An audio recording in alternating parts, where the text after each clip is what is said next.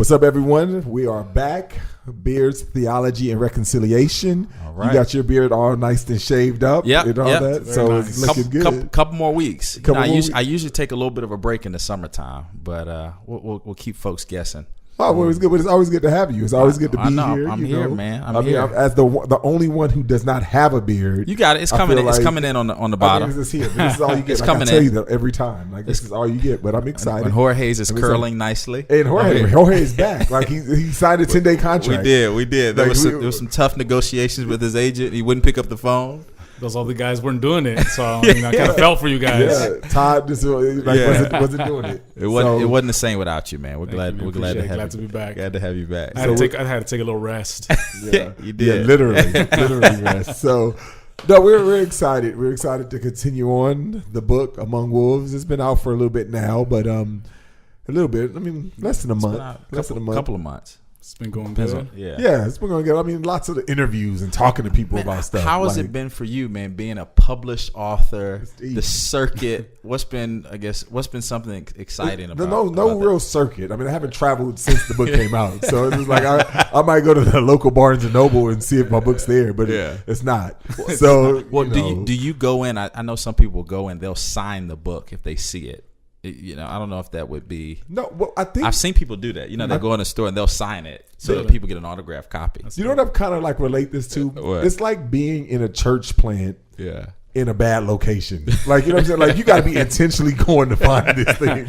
Like, you ain't going to just run into it. Like, the book, you ain't going to just run into it like at a Barnes and Noble. You got to be intentionally look for it. You got to know it's there. Yeah, you got to know exactly where you're going. You have to be in Nashville. Yeah. So, at Lifeway. So, you, feel sorry for me. If you're in the audience, feel sorry for me. Like, purchase this book, please. Retweet it. Like, make people, because, people don't know about it. Yeah. Well, I have talked to a number of people that have picked it up and have been blessed by it, and so obviously, we want to recommend it to folks. And definitely, you got to pick it up. It's been a blessing to write, live, and experience. So, right now we're on Movement 6, Training from Service, and this is the movement that is captured that talks about disciple making, and not just disciple making in a vantage point like, man, hopefully we'll get our people to making disciples, because you know how people say we want to make disciples who make disciples, right? Yeah. But a lot of times it's like we want to make disciples and we're good as long as I'm making disciples. But if they're making disciples, it really doesn't really matter. But I think the issue is that we really miss it. And Jesus didn't have that same mindset. And when he says, I'm sending you out as sheep in the midst of wolves, that Jesus understood is that missions was something that God used, not just for, hopefully that, you got to reach other people, but missions was something that God used for your own personal sanctification. Yeah. We always say that, mission comes out of an overflow of our quiet time. But in some ways, missions is your quiet time because you will experience God in a way in missions that you won't experience him just alone in a room having a quiet time. Yeah. And so why do you think we have kind of turned the Great Commission or this idea to make disciples into kind of a mild suggestion? Yeah. I think it's because it's easier to just teach on the subjects and our theology and our doctrine, and we feel good when people can re-articulate what we've said to them. We feel like we've accomplished something. So it feels kind of like preaching too. Like you're preaching, you make a joke, and it's fun. You get a response, or people like what you say or retweet what you say. So I think it makes us feel like we're accomplishing something by just making it about passing on information. People can take the test. But that's even in that's just our culture. Take the test, re-articulate it. But in the past, it's been what apprenticeship is. You apprentice with somebody, you learn the craft, and then they run with it. Yeah. Well, I think that one of the things that I think we encountered just kind of very early in life for our church was just how inefficient. I think whether it was discipleship, whether it was missions, whether it was engaging with the community around us, that often we didn't see the fruit right away. Right. And I think just a product of us, American culture, everything's kind of microwave, whether it's discipleship, whether it's sermon series, whether it's, do this for a particular 6 weeks and you'll accomplish that goal and you'll never have to go back and retrain or anything like that. And so I think just kind of that notion culturally is something that we battle against, I think, especially as American Christians, and really having to to think through in terms of pace, in terms of not just what we hope to accomplish in the next couple of weeks, but what we want to accomplish over the next couple of years. Yeah, and I think we're also coming out of evangelical culture, you know, with the Billy Graham era, where it seemed to be based on decisionalism, right? So they hold these crusades. I mean, he's got the beard. He's got the beard to pull it off. Decisionalism. I mean, you just kept talking like we're supposed to. I was going to let it go, but you like, hey, let's push a pause there. Right. Go ahead, decisionalism. Pick up. So, you know, you report at the end of your crusade, you know, we had 5,000 people give their life to Christ, and that was kind of the stamp. It started with Finney and others along that, and Graham and others have kind of picked it up. And I think we're seeing, hopefully, I think, which is a good sign, kind of seeing a kind of a de-emphasizing of that, or it's not about that, but I think we're starting to hear more people talk about, you know, making disciples, and which I think was important because now we're exploring in the book. What does that really mean? What does that really look like? Yeah, I think that's huge. I mean, what has seemed to get a lot of buzz has been that, you know, in terms of a quote in the book, is that we have reduced Christianity to conferences, concerts, and church services. And that's kind of what you're talking about, is that kind of these sit and soak environments where they have one person speaking and a bunch of passive kind of recipients. You know, but if we're saying that we need to be making disciples who are making disciples, how do you think we break the mode of just getting passive listeners? Because it's interesting that we gear all of our Christianity around these kind of sit and soak environments, but they're all like, a lot of the messages are about you going and doing something, but we're not modeling you going and doing anything to we just move on to the next topic. Yeah. I think one of the things that we do in the cohort is when we teach this particular movement, we ask all the participants to think of a time in their past, in the Christian past, when they were growing the most as believers. And invariably, these things will be included in there. There'll be the Word of God, other believers, and some kind of mission, some kind of task, some kind of doing something together. And so, you know, everybody goes around and shares. And I share my personal experience. I was converted, was part of a small little church, just a little bit of people, and you know, in a little church you can't hide. You know, you're expected to do something to serve. That was just the culture. So I began serving, teaching, and that forced me to pray. That forced me to seek God. That forced me to really study my Word. And after a while, I started noticing that other people that didn't have that same kind of pressure on them to do that were not as knowledgeable in the Word of God. Not because I was smarter, it's just because I was forced to, and that helped my growth in knowledge and in sanctification and in service. So we say, man, if that's the way that God seems to do it, let's not leave that up to chance, right? Let's why don't we design our ministries in that way? Yeah.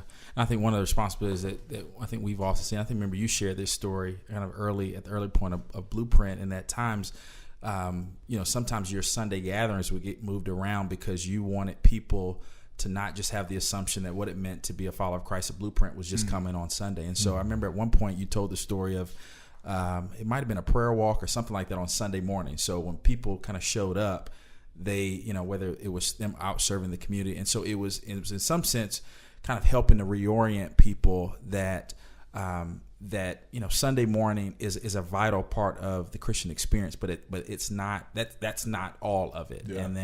But there's an added part of what it looks like to give our life away for people who are in our city and in our neighborhoods. Yeah, I mean, it was early. It wasn't actually Blueprint, but it was Lifeline. Oh, it was Lifeline. Okay, Lifeline Bible Fellowship that we planted in Denton. Yeah. And, you know, early on, like we would have what we call Outreach Sunday. Yeah. So we would come in and just kind of cast a little short vision, and then we would disperse into the community. Because I was like, if you cats only going to give me 3 hours, 3 hours a week, I mean, if that's all I'm going to use it to show you that it's more than just, you know, just kind of sit and soak. I mean, because people are just too comfortable, you know. You just sitting, like, I did all the work. You just sitting and listening. Like, you know what I'm saying? Like we need to, we need to get into the game, you know. No, I mean, but seriously, I mean, I think it's not just me. I mean, pastors all over are constantly thinking through whether it's missionary community leaders, Bible study leaders, like, how do we get our people to actually go do what we're learning? You know, I was at this conference, Jorge, and I was at the conference the other day, and I was just like, I challenge everybody. It was at a conference, and I said, hey, listen, you guys, let's just spend the rest of 2017 to get as many conferences as you can. Because in 2018, we're not going to do any conferences. Like don't go to any conferences, and just simply apply all the conferences that you've been to. I was like, we got so much information. Can we just do what we're saying? But it's not just because we just need to be doing something for doing something's sake. What this movement is talking about, I give 5 reasons why that we extract from the book of Matthew, chapter 14. Give 5 reasons of why laboring for the harvest. Why bothering? Because it's a tool that God uses for your own personal sanctification. Let me just go through the list, and you guys kind of pick out which one you think kind of hits you the most. Here's the 5 reasons we should labor for the harvest. 1, laboring for the harvest grows us from passivity to compassion. The second one is laboring for the harvest aligns our heart with His, taking us from rational to irrational. All right. The third one is laboring for the harvest establishes our identity, reminding us that we are God's chosen vessels. And then the fourth one is laboring for the harvest reminds us of our inadequacy and compels us to pray. The fifth one is laboring for the harvest reminds us of His sufficiency, strengthening our faith. You know, and so in here it is just based off of the feeding of the 5,000. One of the disciples, the smart disciple, came up and was just like, "Hey, Jesus, it's getting late and dark. We're in this desolate place. We need to send them back so they can eat." Sounded very rational. And he was just like, "No, you give him something." He was like, "Jesus, we only got a few fish and a few loaves. Happy meal. We got a happy meal." And he was just like, "Go out and prepare them." And so, like, there was an act of faith because he was just like, "We only got a few fish. You want me to go act and go do something?" And so it's in that process that as they were going out and breaking up the people, like, this was an act of faith because he knew that we didn't have the resources to give them what they had. And so every time they would go to Jesus, there'll be more. They go feed them and there's more. I mean, that's a perfect picture of what our life with Christ should be. We constantly go back to Jesus, get what we need, spend time, abide in Him. And as we go, we got to keep getting nourished back at the well. Right. And so we see that. And it's in there when we recognize our inadequacy, our insufficiency, you know, to do what God has called us to do. But Jesus, our lives are changed. And basically what I make the argument in the book is that the bottom line is, if no matter how much you eat, 3 hours later, 4 hours later, you're going to be hungry again. Their lives probably weren't changed because they probably thought, man, they had a lot of food back there. They didn't know a miracle was taking place. But the disciples knew we only had a few fish and a few loaves, and their lives will change forever. What manner of man is this? Right?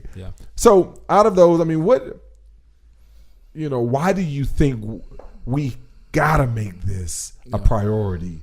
It's not just as many people we can get into a room, but we gotta make a priority to get our people out making disciples. I think you said something which is really important, and I think you modeled it in Lifeline, but then also the beginning part of Blueprint's founding was just the importance of leaders being on the front line and doing this. And I think one of the things I think it's helped, even as I thought through this, is I think leaders have to be comfortable with God unearthing just insecurity in us.